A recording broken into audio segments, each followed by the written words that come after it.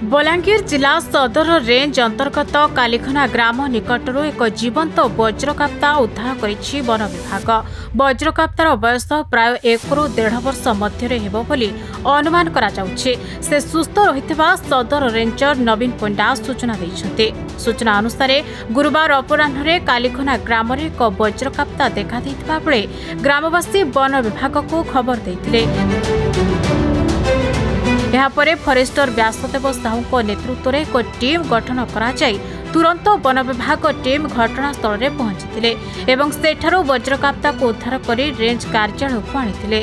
तेबे वज्रकाप्तार देहरे कौनसी प्रकार क्षतचिह्न नहीं, से सुस्थ रहितबा अनुमान करा जाउछि।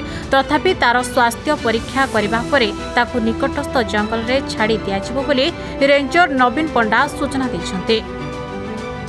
रिलेबल सोर्स जो फोन आईला काली घन गोटे पेंगोलिनटा वज्रकाप्ता पड़े से तार सुरक्षित भाव में रखिंट रेस्क्यू करने आमको पठेले टीम गोटे करें सागे सागे आम व्यासदेव साहू फरेस्टर टीम गोटे कले कर सागे सागे गाँव सपोर्ट आम धरिक आसिलु आम सब देखलु तो पूरा भल कंडीशन रे अच्छी चला करुच्ची कौन किसी क्षति भी ना